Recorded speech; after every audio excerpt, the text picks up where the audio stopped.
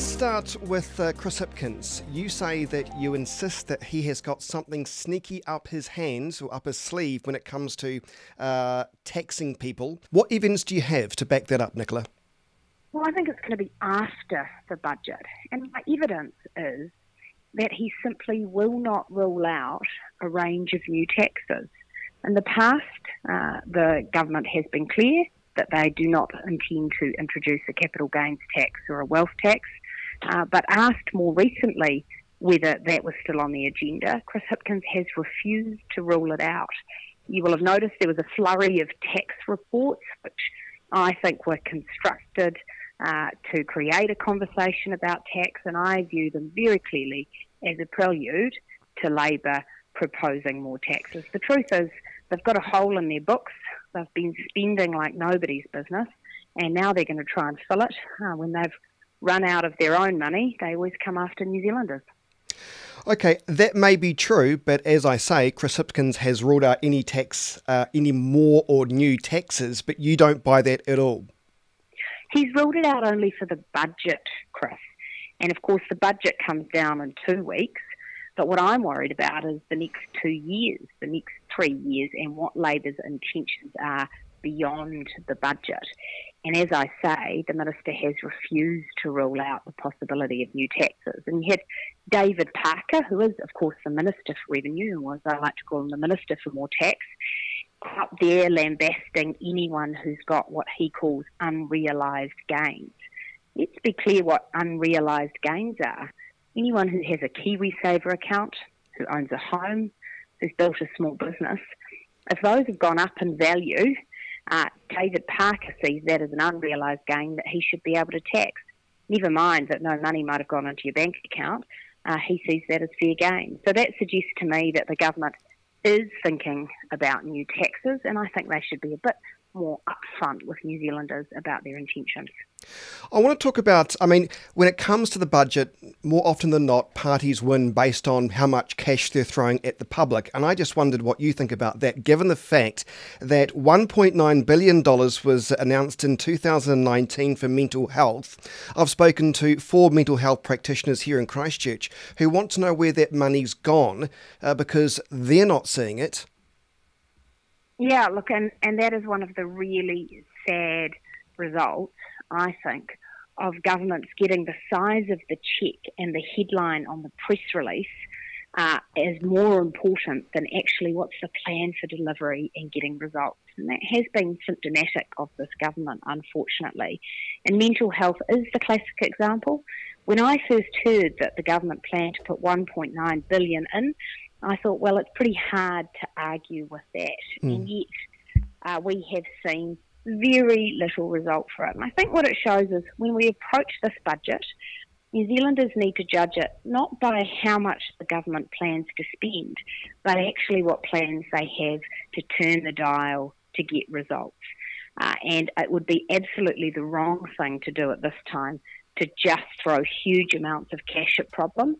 Yep, some more money will be needed for some areas, but the how you spend it is actually far more important than the size of the cheque.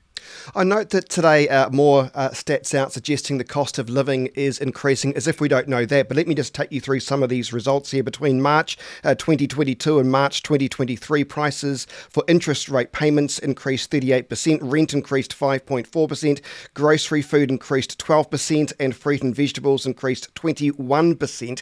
Where is the good news in all of that? And once again, arguably, critics of perhaps the National Party would say nothing to do with New Zealand politics, because you look at what's happening in the likes of Australia, in parts of Europe, particularly in the UK. Inflation is everywhere. Well, look, there's no doubt New Zealand is now in a prolonged cost of living crisis, whether you're looking at price rises, the rapid increase in interest rates, food prices, rent prices, across the board, New Zealanders are being fairly crushed, and for many, their wages aren't keeping up. And yes, it's true, some other countries have experienced inflation, but when you look around the world, many of them haven't experienced inflation as high as New Zealand for as long as we have. And when economists look at what the problems are in our economy, they increasingly point to the fact that we're not experiencing inflation because of spikes in the overseas petrol price or because of imported factors.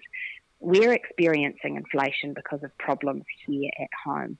So the challenge for New Zealand is to get on top of government spending, to make sure we're addressing those worker shortages, to be bringing some discipline to the business of government so that inflation doesn't persist in our economy and lead to even more hikes in those mortgage interest rates. You've said that the Reserve Bank needs just one mandate. What do you mean by that? Well, look, when Grant Robertson came in as Finance Minister, he broadened the role of the Reserve Bank and he said, look, while historically your job's been to keep inflation low, I'd like to give you another job to think about, and that's keeping employment high. Now, Chris, I'm a big fan of keeping employment high. Keeping people in jobs is a really important priority. That's the government's job. It's not the Reserve Bank's job. And I think what we've seen in recent years is a Reserve Bank who's been doing a lot of things when we actually just need it to do one thing well, and that's keep a lid on prices, keep inflation low. So that's why National will restore the Reserve Bank to a single mandate and orthodox monetary policy. Just finally, more ram raids over the weekend, as if we didn't know that. You've got the likes of teenagers as young as 13 years of age committing ram raids in Nelson, and then driving 800 kilometres from Nelson to Christchurch, crashing their stolen car into a taxi here in Christchurch and Burnside. Finally, they've been arrested. Police put out a statement saying they have been referred to Police Youth Aid. I mean, we hear this all the time, and I guess the questions that many people want to know is Police Youth Aid. It doesn't seem to be working effectively because these young criminals are getting away with it, and I think it's a problem in New Zealand that no one really wants to face up to. What would National do? Because I think people are looking for some answers now, political answers. What would National do to try and curb the amount of youth crime that is happening in this country? Having said that, the Police Minister, of course, says that youth crime overall is down. What do you say? Just finally, Nicola. Oh, well, it's a really serious problem, and I know lots of New Zealanders are frustrated that you get the youth criminals who just seem to keep going back for more. And I think that's because they've read the smoke signals, which are, look, we're going to take a pretty soft approach, and yep, you've got some responsibilities, but not really. It's all about your rights. Well, National's view is these criminals are creating victims. We need to take their crimes seriously.